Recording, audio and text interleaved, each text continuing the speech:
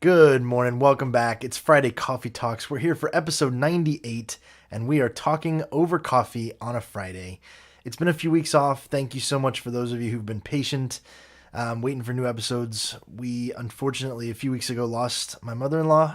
We affectionately knew her as Gaga, but she'd had some health problems over the last few months, and unfortunately, it was her time to go and be with the Lord, and we are very sad and are grieving and processing the best that we can. But so I took a few weeks off to be with family, support my wife and my kids and my in-laws and all that kind of stuff. So appreciate your patience. But we're back. I've got a wonderful episode for you.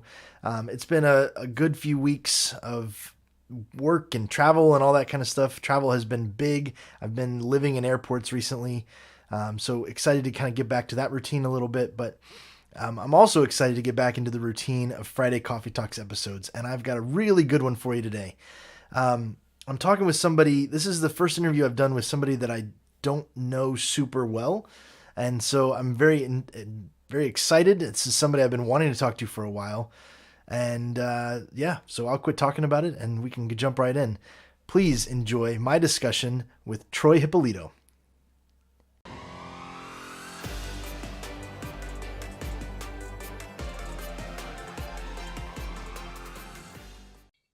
Welcome back. It's Friday Coffee Talks. I am here not by myself. It has been a few weeks and we're back. So I've got a great interview for you today. I'm really looking forward to it. We've got a person who, for fans of the show, needs no introduction. You've seen his face around here before, but he is a LinkedIn influencer. He's a podcast host. He's a content creator, host of The Troy Show, a marketer, a salesman, all the things you could do. It's Troy Hipolito. Welcome to the show, Troy. Wow, I like to meet this guy. He sounds pretty good. But thank you for the awesome introduction. So for those of you who have seen, there's an episode a few months ago, I guess it was, where I talked about some of the best and the worst cold calls that I've gotten. Cold reach out, cold email, cold messages. And if you just so happen to remember, Troy was one of the faces of a really, really good cold call that I got. He uses video super well. And since then, we've exchanged some messages back and forth and acquaintances. I guess we don't know each other super well, but I'm looking forward to getting to know you a little better today. Oh, thank you very much. And I watch your shows quite often, and they're very I wouldn't say eclectic, but they have a abundance of different things on it, and that's one of the things I enjoy. Awesome. Well, I appreciate that, Troy. So for those of us who may not know you super well, kind of give me the background of how the legend was made, how you got to where you are. Oh my goodness. Well, nowadays I'm known as the not so boring LinkedIn guy. But previous to that, I was in IT. I had a company called ISO Interactive. We did gamification. We did a lot of Coca-Cola websites, Very cool. Xbox mobile apps, really cool type stuff. Got a little burnt out on it, and we're trying to figure out how do we keep this business going. Right. And I'm a programmer by trade, and more of a systems guy. And Atlanta, where we're in Atlanta, Georgia. A lot of these companies that we did work for gets these huge tax breaks, and these are Fortune 500 companies and things like that. And they started taking the companies in house. That it killed the entire freelance or agency type of model, and we couldn't figure out oh man, what are we gonna do? And then all our friends, all the agencies that were our friends that were bringing us work were now our enemies. Oh, And so it was very difficult because agency market's tough because they don't want us to know their client. And so right. they're fighting over the same pennies. And I was like, oh my goodness. And I ran into a buddy of mine, a very similar agency. And I said, hey, buddy, how are you pulling all this work in? I said, my stuff is much better than yours. I was just kidding, right? I was razzing. My stuff is maybe a little different flavor. And he said, LinkedIn. I said, what do you mean, this resume place? What are you talking about? And it hit me that he was a really good relationship person. And I was what we call a terrible dater, like in real life too. So a lot of times I have type A traits. I'm a programmer, Hmm. right? I'm a system guy. I'm on or off. You tell me to do something, it gets done, right? I don't really mince words and things like that. And in dating, it's awful because in dating, whether it's a human or a business, old-fashioned dating principles are so important. You have to get to know someone, right? Right. And you just want to experience and understand what they're doing. And if you can help them, great. If not, it's totally fine. But that is the effort you need to put into it. So I built a system around old-fashioned dating that works really well on LinkedIn. That's really cool. And it only works well if you want to help people. Now, if you just want to sell stuff, that's their only not gonna work well, because they can see through that. So if you're authentically really trying to help individuals, and that help is perceived as valuable, business is a byproduct. Right. And that's how I got started. Oh, I love that. That's a great line. Business is a byproduct. Mm-hmm. That's cool. I don't think I've ever heard the analogy of like business relationships to dating relationships, but it does actually make a lot of sense now that you say it. It's fascinating. Yeah, it's identical. It's identical. I mean, if you look at it at its face value, it's like, would you, if you were single and you found this beautiful woman, would you say, I find you beautiful, I want to marry you, have 2 children and the picket fence Right. today, right? That is unfortunately what people are doing on LinkedIn. And it's just disgusting. It's just like, Yeah. ugh. Yeah. And then so you really need to know how to communicate as a human. So it was a learning experience. So I had to build a system and I had to break it down to understand some of these principles. So I'm a little late bloomer, which, With some of the messages I get on a daily basis, it makes me think of like somebody putting an engagement ring in the mail and sending it out and saying, seeing what kind of reaction they get. Like, oh my gosh, I can't believe people think that it's going to work, because you're right. It's exactly the same. Yeah. Well, the key is for success is how do you do a little scale on LinkedIn and personalization together? So systems with personalization, So how can we get the most impact with the least amount of time? Right. Because a lot of people have businesses to run, Sure. And they don't have all the time in the world. So if I can get 30 minutes a day from a small business, a solopreneur or entrepreneur, and they have a way to actually help people, they can become very successful, versus monkeying around on LinkedIn 12 hours a day. Like, no one wants to do that. Yeah. It's kind of fun, but not really. Yeah. So. I mean, even in my industry, so I sell storage software, and it's great storage software. I believe in it and I stand behind the product, but I'm not really selling my product. What I'm selling to people is the ability to take what I help them with off their plate and focus on the more important things, so they don't have to waste their time keeping systems up and all that kind of stuff. So yeah, I'm right there with you. Yeah. I mean, and by getting to know them over time, they end up liking you. Well, I'd hope so.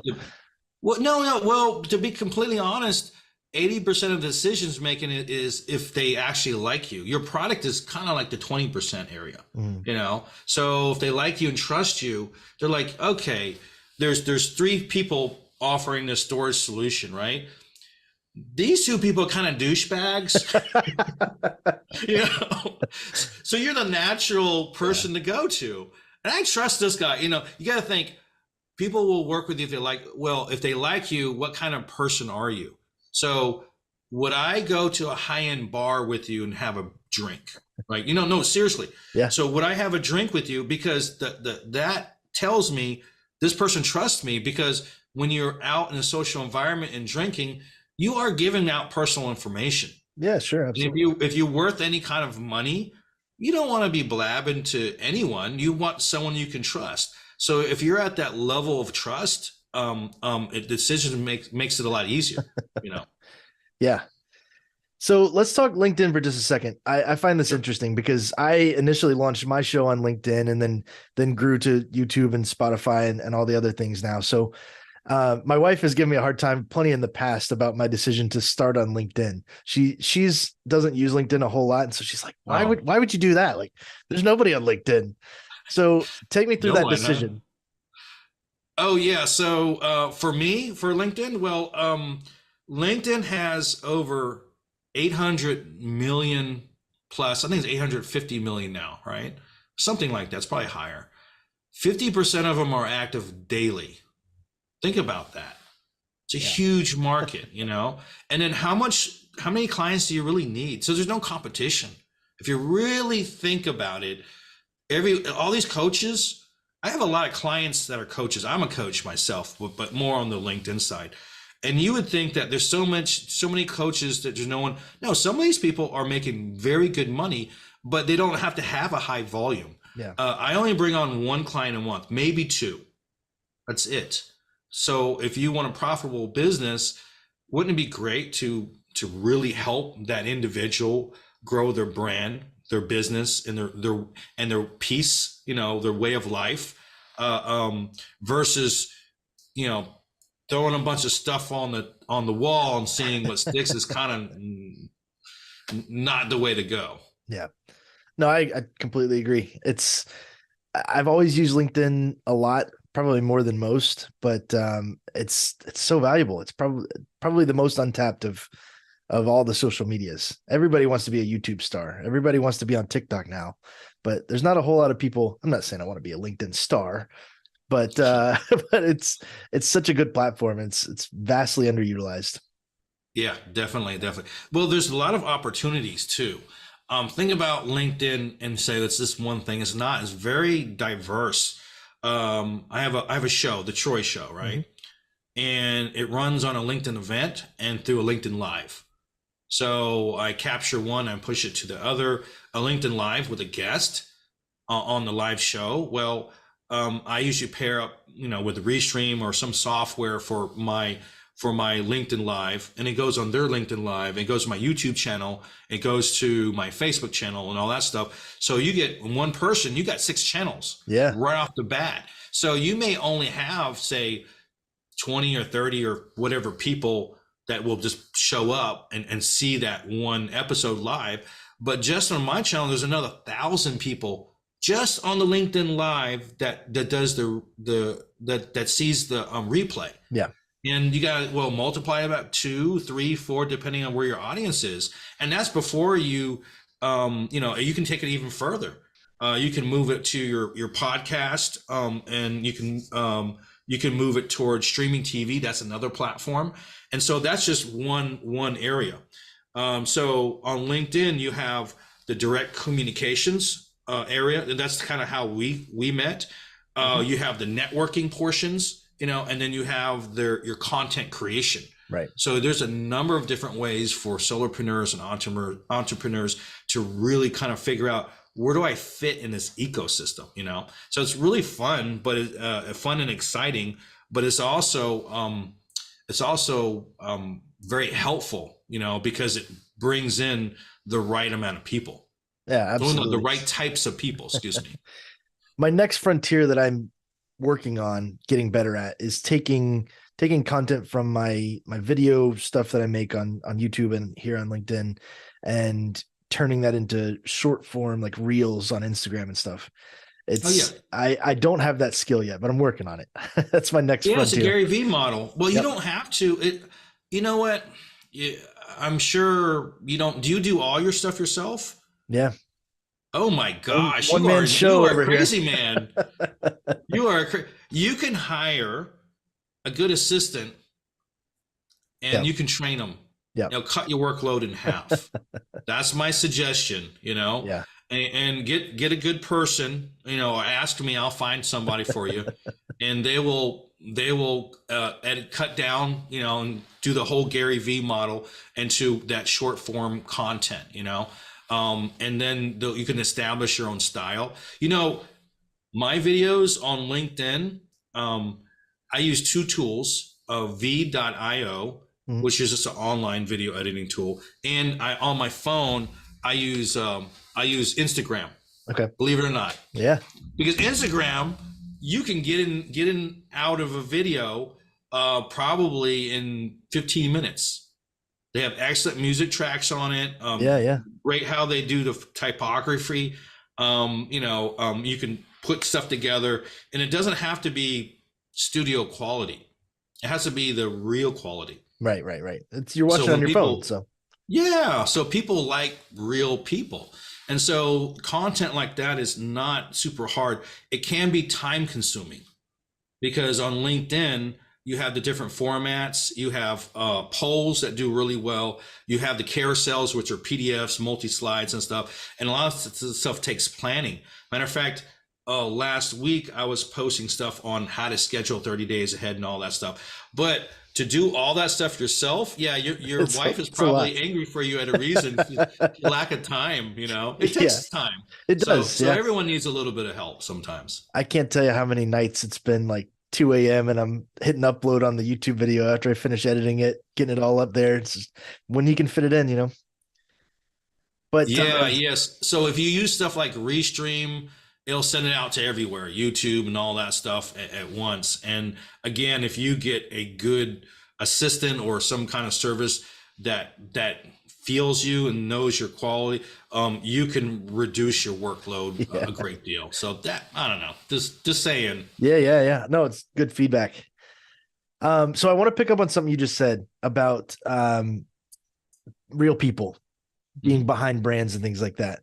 I think um, even just within the last probably 10 years, it seemed like one of the only ways or the biggest way to get ahead was to have an IBM or a Google or Microsoft or Facebook on your resume. You kind of stole some of their credibility and put that on your resume. But recently, over the past few years, we've seen this shift towards personal branding and everybody carving out their own identity and their own brand. What do you think has driven that shift, and why do you think it's so important for us? Oh, there's a couple of things. Let's start with the obvious pandemic. Mm-hmm. People are stuck in there. And then also, people are getting older and they still want to connect with people.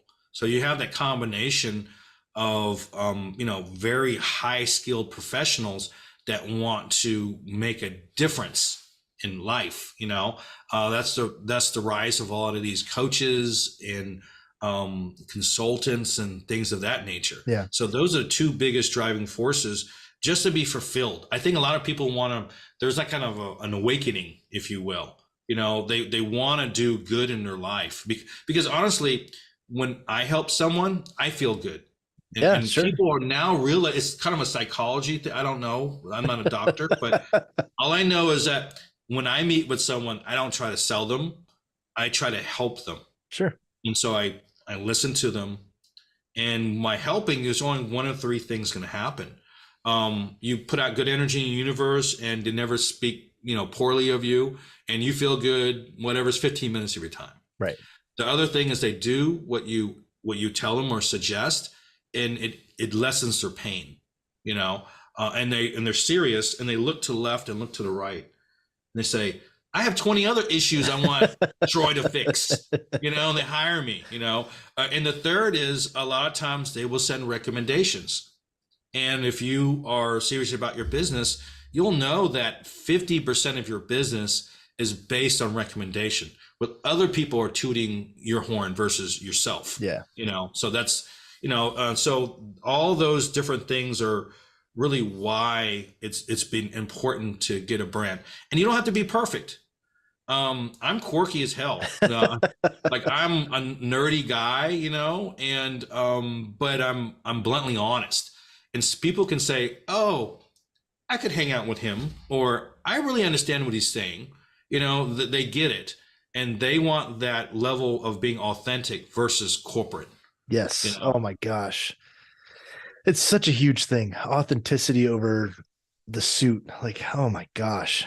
Well, and the biggest obstacle I have as far as accepting a client, if they are in finance, for example, they have a lot of rules. Yeah. They say, "Oh yeah, I got a ton of this materials that we're allowed to post on LinkedIn." I said, you mean those corporate documents that no one will read? I said, people don't buy from your stuff; they buy from you. And so I urged them, and this may not be, kosher. But I said, you need to put stories out there, and you should know your industry well enough to know what you can say and you can't say. Absolutely. And 98%, 95% of them are so afraid to lose their job. They will not post anything. I said, well, then I can't take you as a client if you're not gonna, provide that kind of value to the audience. It's just gonna be a waste of my time. Yeah. So I'm here to help people that want to help others. I come from IBM. That was my first break into IT was at IBM, and they're very buttoned up, dark suit, white shirt, black tie, clean shaven. The IBM model that you get introduced to that on day one, and so that's where I got my start. And it was very by the book, very corporate, like you're saying. And then as I grew into my role and I expanded my career and all that kind of stuff, to take a little detour, my beard is a family tradition. So my dad did it with me and my sister, and it's a tradition that when your wife gets pregnant, you don't cut your beard until the baby's born. And so I've done it with all three of my kids. So what is she, 15 months pregnant? No. Well, so with all three of my kids, I grew my beard out. And then when we had our third daughter in December 2020, I never got the hey, it's time to cut off your beard. And so I just kept it. But part of that has been realizing that the power, I guess, for lack of a better term, of that authenticity you're talking about. I can't tell you how many meetings I've walked out of that I send a follow-up email and they're like, oh yeah, you're the guy with the beard. Just because I'm being me and I'm expressing myself through the way that I look. So yeah, you do want to be remembered. And if everyone looks like you, right, sounds like you, how the heck one of the things that I miss having my gamification company is that when I went to a bar and I met someone, they asked me what I did. And I'm of mixed race. So my mother is from Switzerland and my dad's Asian. He's Filipino, right? Okay. So I'm Eurasian. So I call it Swissipino. Right? Swissipino. I was going to say Swasian. Yeah, well, that's good too. Swissipino has a different ring to it. I like that. So we're at a bar, and a woman asked me, "What do you do?" I said, "I'm the #1 Swissipino game designer in the world." She was like, "Really?" And so I loved, but I can't convert that on LinkedIn, right? So it just doesn't, because they're gonna think about it. They're like, "What the heck is going?" And it doesn't fit in that model. I wish it would fit in. So I just said the not so boring LinkedIn. I don't even like that tagline, but I needed some way to figure out how am I different than all these other LinkedIn people, right? And it sounds silly, not so boring LinkedIn, but they remember, oh yeah, you're not the boring guy. Stands out. And the truth is, I'm boring as hell. I just flipped it on its head. And what am I not? And then I wrote the tagline. So yeah, you want to have that level of being authentic and have that differentiator between you and other people. That's you and I doing the same thing. I can't even grow a beard. I can't. My son has a full beard like yours, but I cannot grow one at all. So when we go out, they think he's older than me. Oh no. I used to get hazed, if I'm honest. I used to get hazed in college because I had a full beard, but there was a gap right here where it wouldn't connect. And everybody used to make fun of me. And now I've got Civil War beard. Yeah, you're like, look at me now. Yeah. All right. So Troy, I was talking to my wife last night and I mentioned that we were going to talk today. And I asked her if she had anything that I should ask you. And she was like, my wife is all about the, not that anything I'm asking is hard hitting or anything like that, but she's about the silly kind of rapid fire questions. So I've got a couple from her. What is the last thing that you screenshotted? Oh my gosh, I screenshotted. Oh, I think I accidentally screenshotted a time where I was at a bar and it had this end of an iPhone and a drink. Oh, and I think it was the screenshot was a drink called a blackberry whiskey lemonade. Oh, well, that sounds good. Yeah, it's good. Yeah, I'm a liquor drinker, so okay. What it is they put lemonade, they put blackberries in it, and they squish it in there and they filter it out, and the liquor of choice I use is Jack Daniels. Okay. So Perfect. yeah, That sounds yeah. great. I've heard, anyways, that sounds delicious. Okay. So the other one that I love to ask is, what is something that you are irrationally confident about? Oh I have one I can share if I can maybe kind of yeah, get get you in me the mood. started. All right. Let's Yeah. do that. I always have to because people are like, I don't know. All right. So irrationally confident. I am the world's greatest scraper of a bowl of brownie batter. I can use a little rubber spatula on a bowl of brownie batter and scrape it so clean that you could just put it right back in the cabinet. You don't even have to wash it. Oh yeah, I'm what we call bluntly honest. Like, and before I used to be even more. Now that I'm gonna call it a late bloomer, Yeah, so I yeah. didn't have any manners before. So I'm aware now of what's kosher or not. But I am bluntly honest with client, and that's what they pay me for. Yeah, And even even with my friends and stuff, they said, "What's the problem?" I said, "You really want me to tell you?" And I will tell them, and I'm telling them out of love. sure. I'm not trying to be mean, but I'm like, look, you know, Your so breath is kicking today. try 3 Tic Tacs instead of one. That's a good one. Yeah. Well, that does take some irrational confidence to be able to say something tough to somebody and know that they're going to take it the right way. Okay, cool. So I want to wrap up with one more question around your video stuff. So, tell me about your first video that you ever created. It was awful. Mine was too. It was um I don't know if I scripted it, but it was just bad angle, bad lighting, bad camera, bad sound, and I was telling them how to do something, you know, and just kind of hosh poshing it together. And it was a LinkedIn thing, I think. Yep. I did some nice videos before, but I don't think I used to do 3D animation, I used to do that kind of stuff before, but that's kind of a different thing than what we're talking about, you Yeah. know. Yeah. And I was really trying to explain some stuff, and I was like, man, I wouldn't even listen to me. when You you know. And sorry, go go, ahead. sorry, go ahead. When you filmed that first one, did you set out with the intention to be a content creator, or was it just kind of spur of the moment? Um, I'm the kind of guy that finds, like, if I find how to do something, I want to share it. I'm Yeah. like, this is so cool. I want to like tell people about this thing, you know? Yeah. And then later on, I found out that I had feelings, you know?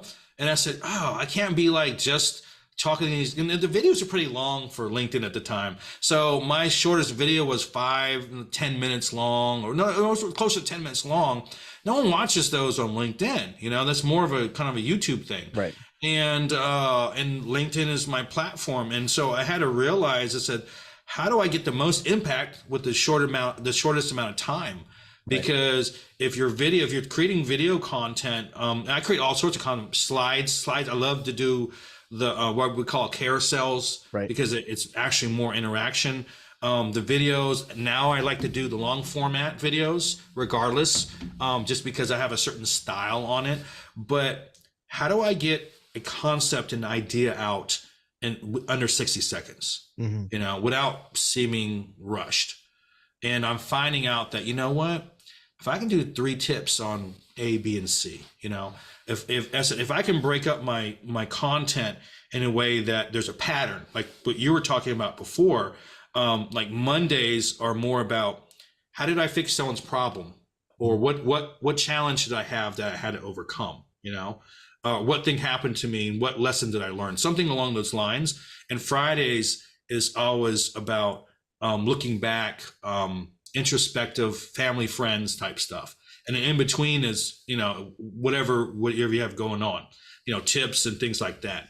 Right. And so when I'm creating this video content, I want to create it. Most of them are fairly short, because anyone that's looking at your content on LinkedIn, you're the expert in whatever the thing that you do, and that person is an expert whether they do. But I'm not an expert at what they do, so I'm not at that level. So I'm at the third grade level, if you will. Yeah, seriously. So I know just enough, Right. and so if you're telling me something, don't use all this technical jargon. Because I'm like, this guy is just a jerk. Yeah. Is what I would think. And so give them one bit of information where they can take it in, like, oh, I can actually apply this, Right. and that helps in that trust factor. Absolutely. So create videos that are trustworthy. Okay. That makes total sense. Well, Troy, the last question always around here is always the same. Let's say you're out walking the streets of Atlanta. You come across a brand new coffee shop that you've never been to before. You tuck in there. What is the go-to coffee shop order for you? I don't drink coffee. Oh, no. Okay. I hate to tell you this though. I love the smell of coffee. Yeah. And my kids, my older kids, they're grown now. When they're young, they love coffee because their mother is from Costa Rica, right? Oh, yeah. So it's in their blood. And the youngest one says, "Daddy, Fafi." Coffee. Like, Fafi. I was like, this guy's addicted already. But I love going into a coffee shop and getting caffeine. This is my worst sin. Oh, yeah. And I'll sit in and I'll have a Mountain Dew and I'll crank away. You still like the me. atmosphere. My apologies. Maybe not the drink. You like the atmosphere. Oh yeah, atmosphere is everything. No, it's great. Awesome. Yeah. Well, Troy, this has been wonderful. You are the best. Thank you so much for taking the time. Really appreciate you being here with me. Well, thank you for having me. Yeah, it's been great. This has been Friday Coffee Talks, episode 98, and we'll catch you next week.